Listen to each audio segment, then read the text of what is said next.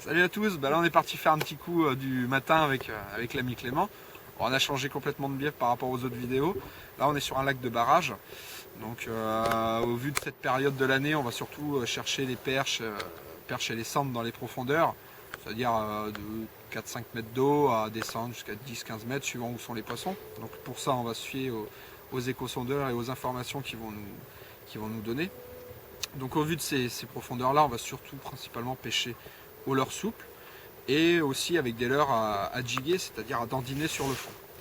Donc on va prendre un exemple tout simple de leurre souple qu'on va pouvoir utiliser aujourd'hui. Là c'est un petit finesse, hein, un petit finesse de chez Trigger X où on lui a mis une petite tête plombée Fireball. Moi j'aime bien ces petites têtes plombées parce que l'hameçon est très court, ce qui fait que ça donne beaucoup d'amplitude à mon leurre. Donc l'amplitude et la souplesse du leurre va donner des vibrations en fait dans l'eau et qui va intéresser les poissons suivant les jours. Donc dessus j'ai mis un petit triple, un petit Barbarian de chez VMC, donc que j'ai raccordé à ma tête plombée à l'aide d'un petit fluorocarbone que j'ai attaché en dessous. Donc il y a pas mal d'exemples de montage, hein. On peut avoir en forme de shad, ce qu'on appelle. Donc il faut vraiment bien regarder les formes des leurres pour voir les différentes vibrations qu'ils vont pouvoir donner. Lui, on voit bien qu'il y a un morceau de plastique en plus derrière, ce qu'on appelle une caudale, ce qui va faire que quand on va tirer notre leurre, avec la pression de l'eau et la vitesse, ma caudale va battre derrière, donc va déplacer beaucoup plus d'eau qu'un leurre qui est très effilé comme ça. D'accord. Donc il faut vraiment regarder ces spécificités là pour faire les différences. Bon, à noter aussi, ce que j'essaye de faire, c'est d'assembler les couleurs. C'est-à-dire qu'un leurre avec une coloris verte et jaune, je vais essayer de lui mettre une tête plombée, donc là une leaderhead, verte et jaune pareil. Donc c'est vraiment pour donner un peu plus de volume à mon leurre et faire un ensemble. Pour pêcher au leurre souple, moi je vais utiliser une canne cruciale de chez Shimano en 70 mH. Donc c'est une canne assez sensible. Je vais pouvoir utiliser des têtes plombées de 10 à 20 à 24 grammes avec. Dessus je lui ai mis un petit Shimano Technium en taille 2500, une tresse en 13 centièmes et un fluorocarbone en 25 centièmes. Voilà, on est sur du matériel assez léger, on pêche assez fin. C'est des endroits où il n'y a pas beaucoup d'obstacles, donc on ne va pas s'amuser à extirper les poissons très violemment. On n'a pas de crainte de perdre le poisson dans des obstacles. Donc on va vraiment essayer de jouer sur le fait de pêcher très fin pour pouvoir prendre ces poissons-là. Quand je parlais tout à l'heure de leurre à dandiner, bon, moi je vais principalement utiliser le fameux jigging rap. C'est un leurre qui a fait ses preuves maintenant dans le monde de la pêche et dans le monde de la pêche du cendre et de la perche. Donc c'est un leurre à dandiner, c'est-à-dire que je vais lui donner des petits coups de canne, ce qui va faire que mon leurre va avancer, hop, il va revenir. Et je vais juste dandiner ça au-dessus de la tête des poissons. Ça a l'air un peu invraisemblable, mais ça marche. C'est un leurre assez passe-partout que je peux lancer et ramener soit entre deux eaux, soit sur le fond, soit pêcher à la verticale, comme on va essayer de faire. Donc sur des échos, parce qu'on va voir que notre échosondeur va nous donner des informations de poissons, si les poissons sont présents ou pas. Et grâce à ce leurre, en fait, je vais vraiment essayer de dandiner au-dessus de la tête des poissons et essayer de déclencher les attaques. Donc pour ça, je vais utiliser une petite Speedmaster de chez Shimano en 3,14 grammes. C'est une canne assez parabolique, assez light, qui va me permettre de bien animer mon leurre en dandinant. Et quand je vais ferrer, de bien amortir le ferrage pour pas que ça arrache la gueule des poissons, du style les perches qui ont des bouches très fragiles. Dessus, un petit Rarenium Seika taille 1000, une petite tresse en 8 centièmes et un fluorocarbone en 20 centièmes. Donc vraiment un ensemble très léger.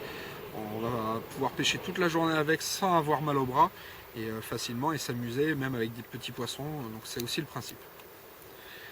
Et si je veux vraiment dandiner sur un endroit bien précis, je vais utiliser un montage que maintenant de plus en plus de gens connaissent, c'est le montage drop shot. Donc le montage drop shot, c'est assez simple, c'est un plomb qu'on vient pincer sur le fluorocarbone et en potence juste au-dessus.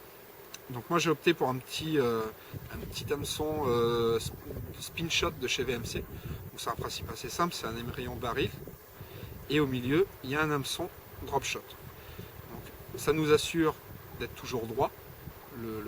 L'hameçon ne peut pas tourner à chaque fois. Donc ça c'est assez important. Et puis c'est la facilité, c'est-à-dire que je viens mettre mon fluorocarbone directement sur mon émerillon baril, je coupe 20 cm ou 30 cm en bas de fluorocarbone que je viens rattacher à la deuxième partie de mon émerillon baril. Mon point en dessous, là un petit leurre, c'est un petit storm, c'est un petit leurre soup storm qu'on trouve dans les kits drop shot principalement, on ne les trouve pas ailleurs. Pour ça, pour animer en drop shot, de par sa sensibilité, moi j'aime beaucoup utiliser la NASI, donc c'est la X-Spinning Light. Donc vous l'avez déjà vu sur les pêches de la perche. Donc c'est une 2,15 grammes, c'est une canne assez polyvalente que j'utilise aussi pour le drop shot. Et aussi je peux utiliser pour pêcher avec des petits leurres souples, des choses comme ça. Toujours dessus le 6 mètres, le même Shimano 6 mètres en taille 1000. Toujours pareil, une tresse en 8 et un fluorocarbone en 20 centièmes. On pêche léger, on va se faire plaisir avec du matériel léger. Et, maintenant, on va voir ce que ça donne.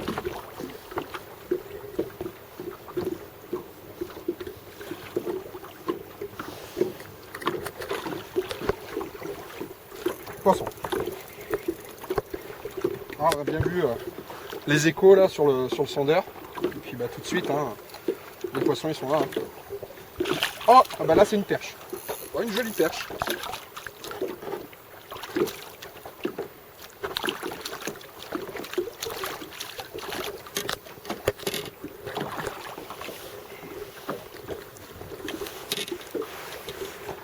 Voilà, comme quoi c'est un leurre assez polyvalent. Une jolie perche. Hop, on va aller la remettre à l'eau.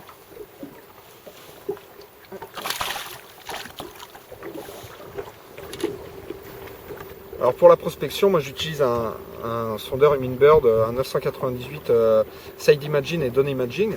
Ce qui va faire que je vais me mettre en format Side Imaging et je vais pouvoir localiser mes postes que je vais pouvoir pêcher. Donc là on peut bien voir cette grande lignée blanche. Donc là c'est un pont, en fait c'est un pont qui est noyé avec un lit de rivière qu'on voit bien ici qui descend sous le pont et qu'on retrouve bien sur la gauche. D'accord. Donc c'est des zones qui vont me permettre, grâce au sondeur, je vais pouvoir localiser mes zones en appuyant sur les flèches et venir me déplacer dessus. Et grâce au bouton marque, je vais pouvoir mettre un point GPS et retrouver ma zone que je vais pouvoir pêcher. Donc c'est vraiment un outil de prospection. Et sans ça, aujourd'hui, je ne pourrais pas pêcher parce que je perdrais trop de temps à essayer de me localiser, à essayer de trouver des postes qu'on peut voir sur le fond. Donc ça c'est un outil indispensable pour la pêche sur des lacs de barrage. Poisson.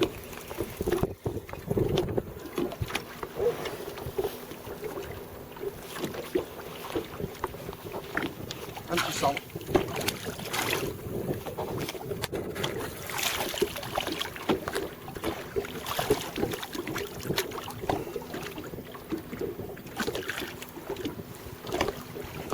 Un petit cendre.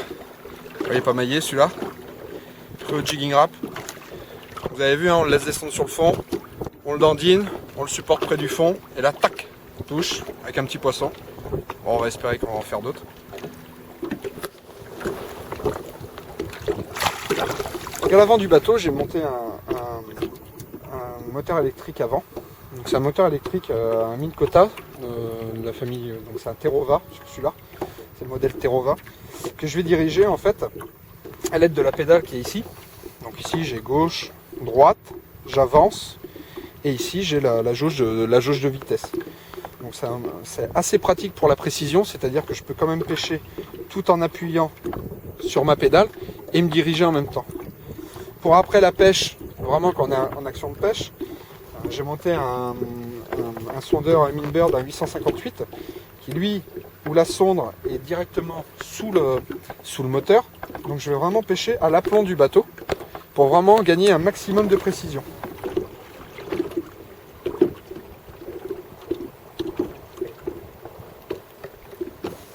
Poisson.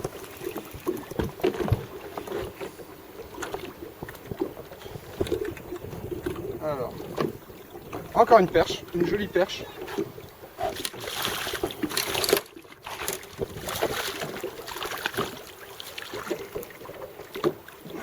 Voilà encore un joli poisson. Pris toujours pareil, au jigging rap. Une jolie perche. Jolie perche de lac de barrage. Toujours pareil à dandiner sur le fond. Allez.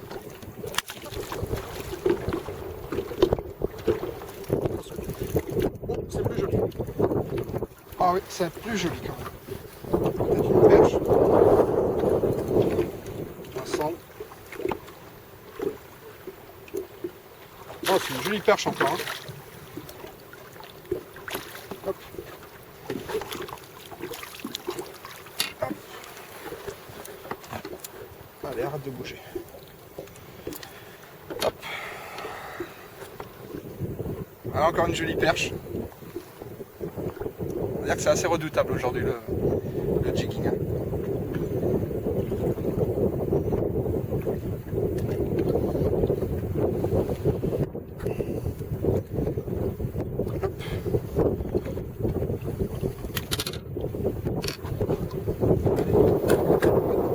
Là, je vais vous présenter l'animation maintenant du jigging rap. Donc c'est un leurre qu'on peut lancer, animer et ramener, soit verticalement, l'animer verticalement sur le fond ou entre deux zones, n'importe comment. Donc là, ce que je fais, c'est que je laisse tomber sur le fond. J'ouvre mon pick-up. Tac. Là, mon leurre est tombé au fond. Je récupère ma bannière. Je baisse ma canne. Je mets en tension mon leurre. Je le soulève légèrement de 10-20 cm. Et je vais juste lui donner des petits coups de canne, ce qui va faire que mon leurre va partir de gauche à droite et le supporter. Je ne vais pas le laisser redescendre au fond, sauf si je veux savoir si vraiment je suis proche du fond. Donc c'est assez simple comme animation. Donc après, à vous de soit l'animer très fort, soit l'animer tout doucement. Donc après, les animations sont assez multiples. Moi, je sais que j'ai tendance plutôt à donner des petites animations et à supporter le leurre assez longtemps. Parce que j'ai trouvé que c'était là où j'avais le plus de touches. En fait, quand je supportais le leurre, tac, je sentais un toc dans la canne et le poisson venait prendre le leurre. Et donc là, le ferrage, il ne faut pas ferrer comme ça, comme on a l'habitude de ferrer. Il faut juste lever la canne, simplement. Donc là, le triple se plante dans le palais du poisson et vous ramenez le poisson et c'est impeccable.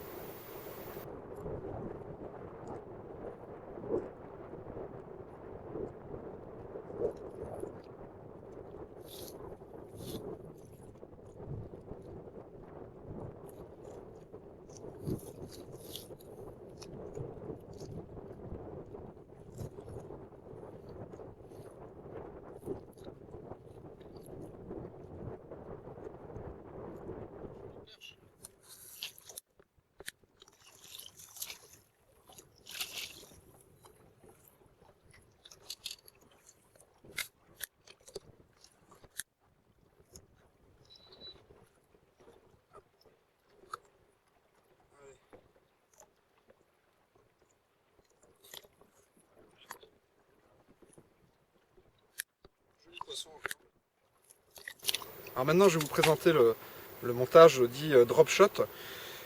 Donc c'est un plomb qu'on a pincé sur le nylon ou sur le fluorocarbone.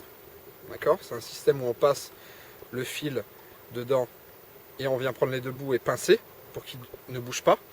Donc après, il existe en plein de grammage, 5, 7, 10, 14 grammes comme vous voulez. Et dessus, à 20 cm, 30 cm au-dessus, moi j'ai opté pour un hameçon spin shot. Donc un hameçon spin shot, c'est très simple, c'est un émerillon baril avec un hameçon. Donc je viens raccorder avec mon fluorocarbone sur le premier anneau. Et derrière, je coupe un bout de 20-30 cm de fluorocarbone que je viens fixer par un nœud simple sur la deuxième partie de l'émerillon baril. Dessus, je leur ai mis un petit leurre. Donc ça, c'est un petit Storm qu'on trouve dans les kits Drop Shot. Donc les kits Drop Shot Storm, par exemple, sont vendus intégralement avec un plomb, les leurres et un hameçon Drop Shot. Donc là, c'est un hameçon différent. Hein. Normalement, il faut faire un nœud, mais moi, j'aime bien ce principe-là. C'est assez simple et assez rapide. Et au moins, vous êtes sûr que votre hameçon, il reste droit. Donc l'animation, c'est toujours pareil. Donc un plomb, donc je le laisse tomber au fond.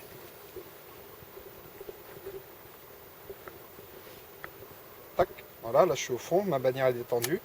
Je ferme mon pick-up, je rebaisse ma canne, je mouline, je récupère l'excédent.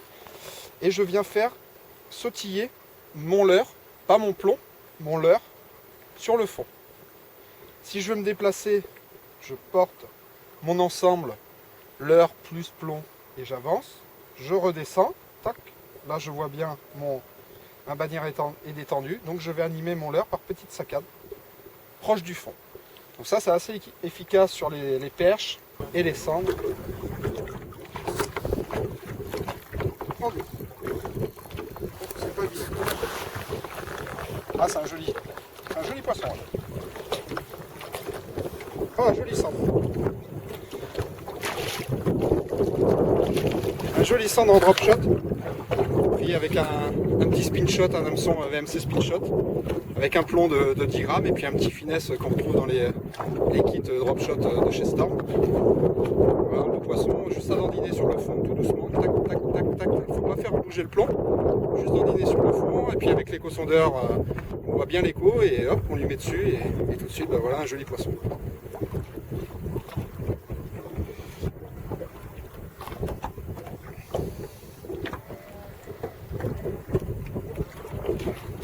Il est bien piqué. Voilà.